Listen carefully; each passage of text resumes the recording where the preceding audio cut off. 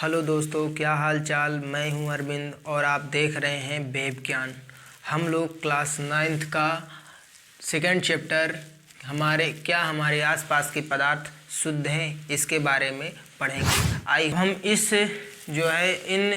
इस चैप्टर के बारे में पढ़ेंगे। तो बेसिकली पिछले चैप्टर में हम लोगों ने पढ़ा था कि पदार्थों के बारे में पढ़ा था। तो पदार्थ क्या होता है? पदार्थ हमारे आसपास की वे सभी वस्तुएं जो कुछ स्थान घेरती हों और जिनमें द्रव्यमान उपस्थित हो, वो सब क्या कहलाती हैं? पदार्थ कहलाती हैं। ये पदार्थ जो होता है वो दो भागों में बांटा गया है, एक शुद्ध पदार्थ और एक अशुद्ध पदार्थ, जिसे प्योर मैटर और इम्प्योर मैटर के नाम से जानते हैं। तो शुद्ध पदार्थ क्या होता है? शुद्ध पदार्थ किसे कहते हैं? तो हम लोग शुद्ध शब्द का आम बोलचाल में जो शब्द का यूज करते हैं, इसका मीनिंग आज से हम ये लेते हैं कि किसी भी वस्तु में कोई मिलावट ना हो। यानी किसी जो मार्केट से हम कोई भी सामान खरीद कर लाते हैं, यदि उसमें कोई मिलावट नहीं होता है तो उसे हम कहते हैं कि ये शुद्ध पदार्थ है। यदि उसमें कोई मिलावट होता है तो हम उसे कह देते हैं कि ये अशुद्ध पदार्थ है। लेकिन हम लोग यहाँ पर शुद्ध और अशुद्ध के बारे में जो पढ़ने वाले हैं, इसका जो कैटेगराइज करेंगे, जो भिन्नता जो पढ़ने वाले हैं, वो इस बेसिस पे नहीं पढ़ेंगे। हम साइंटिफिक पॉइंट ऑफ व्यू से पढ़ेंगे। यहाँ पर साइंटिफिक पॉइंट ऑफ व्यू का मतलब ये है कि यहाँ पर जो शुद्ध पदार्थ वो एक ही टाइप से कणों से मिलकर बना होगा। मतलब इनके अगर कोई भी पदार्थ है, जैसे कोई पदार्थ है, मान लो ये कोई पदार्थ है, तो इसके जो जितने भी कण होंगे, जो छोटे छोटे कणों से मिलकर ये बना होगा, तो इनके जो प्रत्येक जो कण हैं, जो देख रहे हैं आप, ये छोटे छोटे कण, इनकी जो प्रॉपर्टी होगी वो प्रत्येक कण की प्रॉपर्टी समान कण का जो प्रॉपर्टी होगी वही प्रॉपर्टी इस कण का भी होगा। इसीलिए कहा गया कि यह पदार्थ एक ही प्रकार के कणों से मिलकर बने होते हैं। अर्थात ये एक ही टाइप के जो कण होते हैं उन्हीं से मिलकर ये बना होता है। इसीलिए इन्हें हम कहते हैं शुद्ध पदार्थ। शुद्ध पदार्थ में आता क्या है? शुद्ध पदार्थ में जैसे प्योर वाटर हुआ। प्योर वाटर यहाँ पर क्यों बोले? क्योंकि मिनरल वाटर आता है, तथा जो मिनरल वाटर है, फिर नाली का जो पानी होता है, मतलब गंदा पानी भी आता है। प्योर वाटर का नाम क्यों लिया गया? क्योंकि प्योर वाटर में केवल H2O के ही मॉलिक्यूल होते हैं। केवल H2O, ये वाटर का फार्मूला होता है, रासायनिक सूत्र होता है H2O। तो इसीलिए कहते हैं कि जो प्योर वाटर होते हैं उसमें केवल H2O मॉलिक्यूल ही होता है। तो इसलिए इसे हम कहते हैं शुद्ध पदार्थ कहते हैं, क्योंकि इस पर जल में जो प्रत्येक मॉलिक्यूल होंगे वो H2O का ही होंगे। इसी तरीके से हमने देखा कार्बन डाइऑक्साइड में जितने भी मॉलिक्यूल होंगे वो कार्बन डाइऑक्साइड के ही मिलेंगे। कार्बन डाइऑक्साइड जो गैस होता है। और हमने देखा, यहाँ पर देख रहे हैं कापर एक मेटल होता है। कापर हुआ, गोल्ड हुआ और एल्युमिनियम हुआ, ये सब क्या है? मेटल हैं। और इनके प्रत्येक कण जो होते हैं वो मेटल ही रहेंगे। मतलब कापर के कण जो होंगे वो कापर ही रहेंगे, एल्युमिनियम के कण एल्युमिनियम ही रहेंगे। किसी अन्य के प्रॉपर्टी शो नहीं करेंगे। तो इस तरीके से हमने देखा कि ये शुद्ध पदार्थ होता क्या है। अब हम देखेंगे अशुद्ध पदार्थ के बारे में। तो अशुद्ध पदार्थ क्या होते हैं? जो दो या दो से अधिक प्रकार के कणों से मिलकर बने होते हैं उन्हें हम अशुद्ध पदार्थ के नाम से जानते हैं। जैसे यहाँ पर हमने देखा कि यहाँ पे प्रत्येक कण की जो प्रॉपर्टी है वो सेम है। लेकिन इस केस में अशुद्ध पदार्थ में जो केस में देखते हैं, इनमें जो कण जो होता है, ये जो कण की जो होता है, इनमें इनका जो कण होता है, इस कण की प्रॉपर्टी और इस कण की प्रॉपर्टी सेम नहीं होंगी। अलग अलग दोनों कणों की जो प्रॉपर्टी होगी वो अलग अलग होनी चाहिए, यानी उसमें अलग अलग होती हैं। तो इस प्रकार के इन ऐसे प्रकार के कणों से मिलकर जो पदार्थ बनेगा उसे हम अशुद्ध पदार्थ कहते हैं। यानी यह पदार्थ दो या दो से अधिक प्रकार के कणों से मिलकर बने होते हैं, मतलब दो या दो से अधिक टाइप्स के पार्टिकल होते हैं, वो मिलकर एक अशुद्ध पदार्थ, एक इम्प्योर मैटर बनाते हैं। इनका एग्जाम्पल है जैसे हवा है, दूध है, मिट्टी है, या सैंड इन वाटर, जल में बालू को मिलाकर जो घोल तैयार किया जाए उसको। दूसरा है सॉल्ट सॉल्यूशन, यानी नमक मिला पानी। ये सब क्या है? ये सब अशुद्ध पदार्थ है। अब आप कहोगे कि मिल्क कैसे मतलब अशुद्ध हो गया, तो मिल्क कैसे अशुद्ध हो गया? तो मिल्क का कहने का मतलब, मिल्क जो होता है, मिल्क बेसिकली वो वसा, प्रोटीन और जल का जो है मिश्रण होता है। इन सब को मिलाने से तब जाके ये क्या होता है? दूध बनता है। यानी दूध में जो होता है वसा, प्रोटीन और जल होते हैं। तो इस तरीके से जो है दूध इन सब का मिश्रण होता है। तो वसा और प्रोटीन एक ही टाइप के थोड़ी हैं, ये अलग अलग प्रकार के पार्टिकल्स हैं, अलग अलग प्रकार के गुण रखने वाले जो हैं तत्व हैं। तो ये आपस में मिलकर दूध बनाते हैं। अब हम देखेंगे कि जो ये अशुद्ध पदार्थ होते हैं, अशुद्ध पदार्थ को एक दूसरे नाम से भी जाना जाता है, जिन्हें हम कहते हैं मिश्रण, जिन्हें हम कहते हैं मिक्सचर। तो ये मिश्रण जो होता है इसे हम दो भागों में बांटते हैं, एक समांगी मिश्रण और एक होता है विषमांगी मिश्रण। समांगी मिश्रण को हम होमोजीनियस मिक्सचर कहेंगे और विषमांगी मिश्रण को हेट्रोजीनियस मिक्सचर के नाम से जानेंगे। तो समांगी मिश्रण क्या है? तो समांगी मिश्रण का मतलब ये होता है कि जब दो पदार्थ को मिलाते हैं, तो वो पदार्थ जो होते हैं वो आपस में घुल मिल जाते हैं, एक दूसरे में क्या होते हैं? घुल मिल जाते हैं, और जो घोल तैयार होगा वो एक समान सा दिखाई देने लगता है, एक समान सा दिखाई देगा। अर्थात इसका एग्जाम्पल एक हम ले सकते हैं, जैसे आप जल में जो है चीनी डाल दीजिए।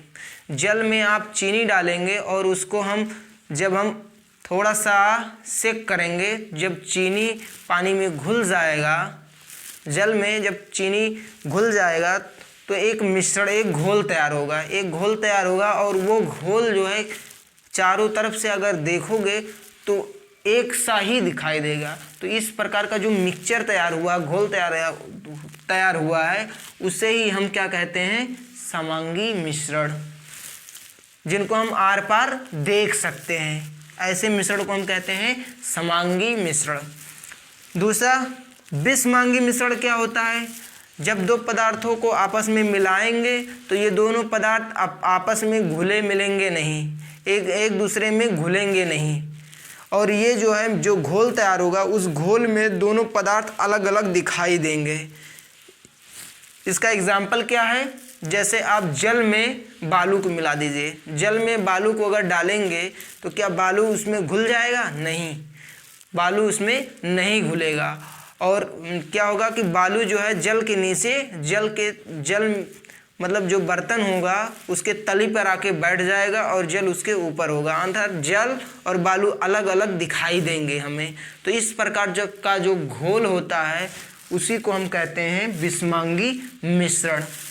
तो इस तरीके से हमने देखा कि शुद्ध पदार्थ क्या होते हैं और अशुद्ध पदार्थ क्या होते हैं। अब हम जो ये अशुद्ध पदार्थ जो मिश्रण पढ़ रहे हैं इनके बारे में थोड़ा सा डिटेल और पढ़ेंगे। तो चलते हैं इसके बारे में पढ़ते हैं।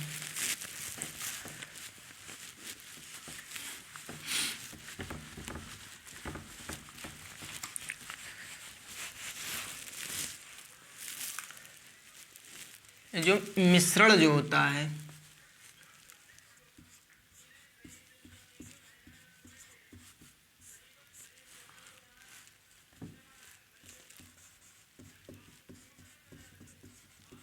मिक्सचर, ये इन्हें दो भागों में बांटा गया है, एक समांगी मिश्रण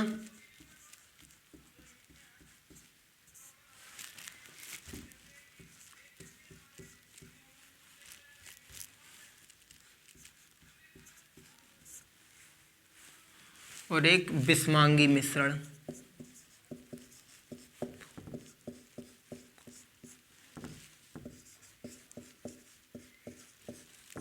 समांगी मिश्रण जो होता है इसको हम इसमें जो आता है वो विलयन आता है, विलयन। इसको हम कहते हैं सॉल्यूशन के नाम से भी जानते हैं, विलयन। और इसमें जो होते हैं ये दो भागों में बांटा गया है, कोलाइड, कोलाइड और निलंबन, निलंबन। इसको इंग्लिश में जो है हम कोलाइड्स कहते हैं और इसे हम सस्पेंशन कहते हैं, सस्पेंशन कहते हैं।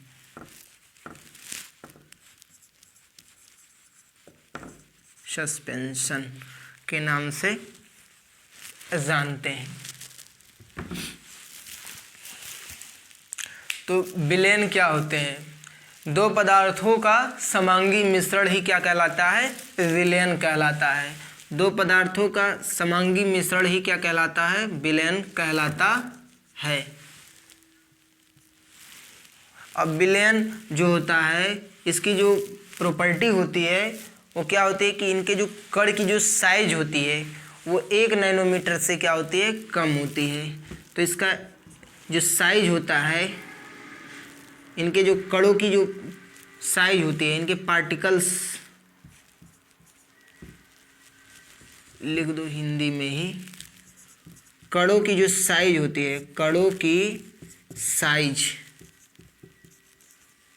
वो 1 नैनोमीटर से कम होती है, अर्थात 10⁹ मीटर से कम होती है।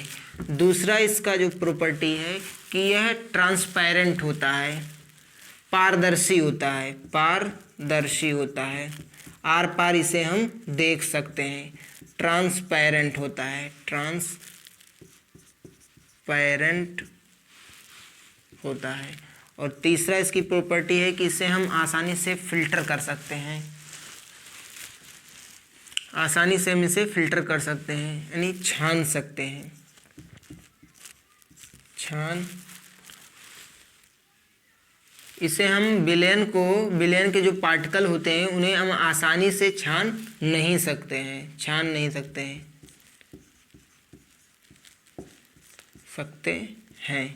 और तीसरा जो इसका पॉइंट है कि इनमें जो प्रकाश का बिखराव नहीं होता है, प्रकाश का बिखराव नहीं होता है। इसमें जो है प्रकाश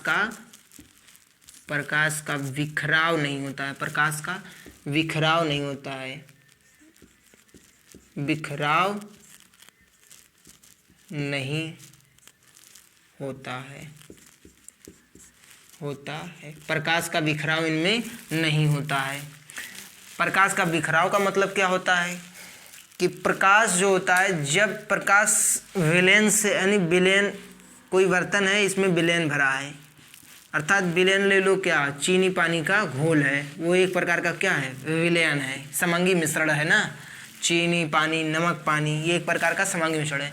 जब इसमें हम प्रकाश को किसी माध्यम जैसे टार्च के सोर्स से या कोई माध्यम से यदि प्रकाश इसमें जा रहा है तो ये सीधा निकल जाएगा, ऐसे आएगा और ऐसे सीधा सीधा निकल जाएगा, मतलब इनमें कोई है प्रकाश इधर उधर जो है बिखरेगा नहीं।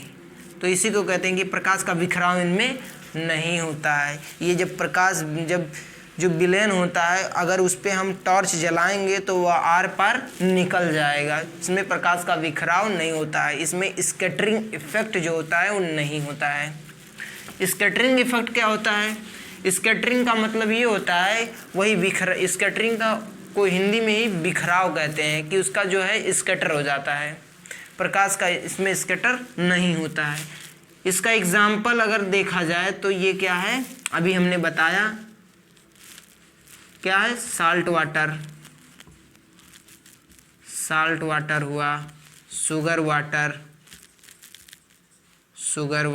ये सब क्या है? ये सब हैं समांगी मिश्रण के उदाहरण। अब हम इसमें जो है कोलाइड्स के बारे में पढ़ेंगे। तो कोलाइड के जो कणों की साइज होती है वो 1 नैनोमीटर से अधिक और 100 नैनोमीटर से कम होता है, जिन्हें हम कोलाइड कहते हैं। तो इनके कणों की जो साइज होती है, कणों की साइज होती है, कणों की साइज देखा जाए तो इस जो है 1 नैनोमीटर से लेकर 100 नैनोमीटर के मध्य होगा। कहने का मतलब जो है यहाँ पर आप लिख दें 10⁻9 मीटर से लेकर कितना होता है 10�7 मीटर के मध्य होता है। दूसरा जो है यहाँ पर हम लोग पढ़ेंगे कि ये अर्धपारदर्शी होता है, अर्थात जो विलयन होता है उस पे हम देखेंगे तो आर पार वो दिखाई देगा, लेकिन ये जो है धुंधला दिखाई देगा। मतलब ठीक से आर पार दिखाई नहीं देगा, धुंधला दिखाई देगा। उसी को कहते हैं अर्धपारदर्शी, मतलब आधा दिखाई देगा, अर्धपारदर्शी होता है। इसे को इंग्लिश में कहते हैं ट्रांसलूसेंट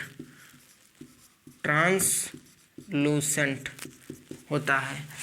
और तीसरा इसे भी हम आसानी से आसानी से फिजिकल मेथड से हम इसे आसानी से कोलाइड के कणों को हम छान नहीं सकते। तो इन्हें हम छान नहीं सकते।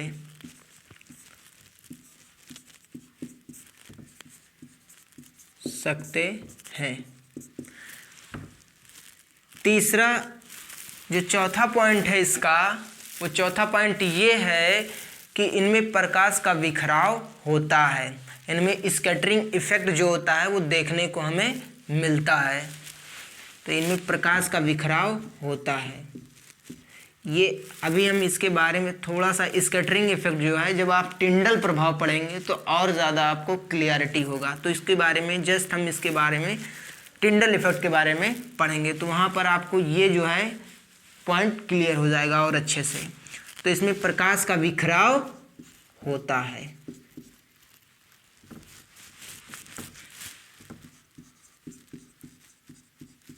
बिखराव होता है। और इसका जो एग्जाम्पल है हमारा, वो आप ले सकते हैं, धुआं ले सकते हैं, मतलब स्मोक लिख सकते हैं। स्मोक हो गया, ऑटोमोबाइल एग्जॉस्ट हो गया, ऑटोमोबाइल्स एग्जॉस्ट, मतलब धुआं जो ऑटोमोबाइल होती है, ने जो गाड़ी मोटर होते हैं उनसे जो धुआं निकलता है वो सब क्या है, कोलाइड हैं। जो वैसा स्मोक धुआं निकलता है वो सब क्या है, कोलाइड हैं। कुहासा हुआ, फिर उसके बाद में कोहरा हुआ, ये सब क्या हैं, कोलाइड हैं। ये सब कोलाइड हैं। और जेली हुआ, ये सब यानी कोलाइड के हम आगे जो है इसके टाइप्स के बारे में पढ़ेंगे। तो कोलाइड वो बहुत प्रकार के होते हैं, उनके बारे में हम लोग पढ़ेंगे। जनरली हम यहाँ पर जो देख रहे हैं कि ऑटोमोबाइल्स का एग्जॉस्ट हुआ और स्मोक हुआ, ये सब क्या है, कोलाइड हैं। तो कोलाइड के जो पार्टिकल होते हैं उनकी साइज होती है 1 नैनोमीटर से 100 नैनोमीटर के मध्य।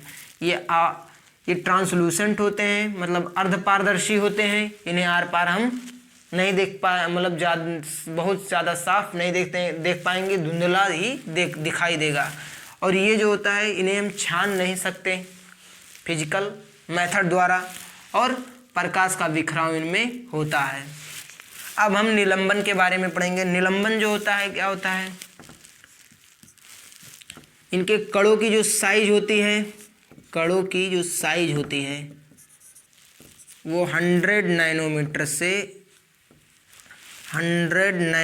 से अधिक होती है, अर्थात 10⁻7 मीटर से -7 मीटर से अधिक होगी इनके कणों की साइज। और ये अपारदर्शी होते हैं,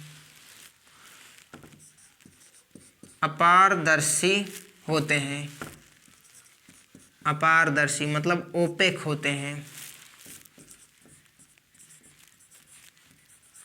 ओपेक होते हैं और इन्हें हम छान सकते हैं, बहुत आसानी से इन्हें हम छान सकते हैं, आसानी से फिजिकल मेथड भी द्वारा भी इन्हें हम छान सकते हैं। और इनमें प्रकाश का बिखराव होता है, इसमें भी प्रकाश का बिखराव होता है, प्रकाश का बिखराव जो है बिखराव होता है। तो ये है चौथा। इसका जो एग्जाम्पल है ये जो है हम ले लें सैंड इन वाटर, ले लें सैंड इन वाटर, मतलब बालू से मिला हुआ पानी। तो ये सब क्या होते हैं, मिश्रण के प्रकार होते हैं जो हमने देखा मिश्रण के बारे में। यानी एक बार थोड़ा सा इसका रिवाइज कर लें कि मिश्रण क्या, मिश्रण को दो भागों में बांटा गया है, एक समांगी मिश्रण और एक विषमांगी मिश्रण। जो समांगी मिश्रण होता है उसमें विलयन आता है और विलयन जो होता है दो पदार्थों का एक समांगी मिश्रण होता है। इनके जो कणों की साइज होती है वो 1 नैनोमीटर से कम होता है। ये पारदर्शी होते हैं, इन्हें फिजिकल मेथड द्वारा छान नहीं सकते इनके पार्टिकल्स को, और इनमें प्रकाश का बिखराव नहीं होता है। इनमें प्रकाश का जो स्कैटरिंग इफेक्ट देखने को मिलता है वो यहाँ पर हमें नहीं मिलता है। और इनका उदाहरण क्या होता है, साल्टी वाटर मतलब नमक मिला हुआ पानी या चीनी मिला हुआ पानी, इनका जो घोल होता है वो एक विलयन होता है। अब हम पढ़ेंगे, यहाँ पर देखा हमने क्या देखा, कोलाइड और निलंबन के बारे में। तो कोलाइड्स क्या होते हैं, इनके कणों की जो साइज होती है वो 1 नैनोमीटर से 100 नैनोमीटर के मध्य होती है। ये अर्धपारदर्शी होते हैं, अर्थात ये ट्रांसलूसेंट यानी धुंधला ये दिखाई देते हैं जब हम कोलाइड को देखते हैं। और इन्हें भी हम फिजिकल मेथड द्वारा छान नहीं सकते हैं। और इनमें प्रकाश का विखराव होता है, अर्थात इनमें प्रकाश का जो स्कैटरिंग इफेक्ट है वो हमें देखने को मिलेगा। और इनका जो उदाहरण है, स्मोक हुआ, ऑटोमोबाइल एग्जॉस्ट हुआ, धुआं हुआ, कुहासा हुआ, जैली हुई, ये सब क्या है, कोलाइड हैं। कोलाइड के कुछ टाइप्स हैं, उनके बारे में हम आगे पढ़ेंगे। और हमने यहाँ पर देखा निलंबन क्या होते हैं। निलंबन के जो कणों की जो साइज होती है वो 100 नैनोमीटर से अधिक होती है और ये अपारदर्शी होते हैं, ओपेक होते हैं, अर्थात इन्हें आर पार हम देख नहीं सकते हैं। इन्हें हम आसानी से जो है फिजिकल मेथड द्वारा हम इन्हें छान सकते हैं और इनमें प्रकाश का बिखराव होता है। और इसका उदाहरण है सैंड इन वाटर। ये हमने मिश्रण के बारे में देख लिया। अब हम जो है टिंडल इफेक्ट को देखेंगे। तो टिंडल इफेक्ट किसे कहते हैं, इसके बारे में हम लोग जानेंगे।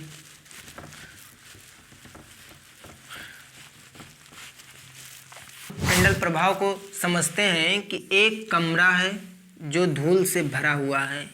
कोई गोडाउन ले लें जो कि बहुत दिनों से इसे इस्तेमाल ना किया गया हो और उसमें धूल के कण जमे हुए हैं, ऐसे उसके जो है उसमें धूल के कण जो हैं भरे पड़े हैं।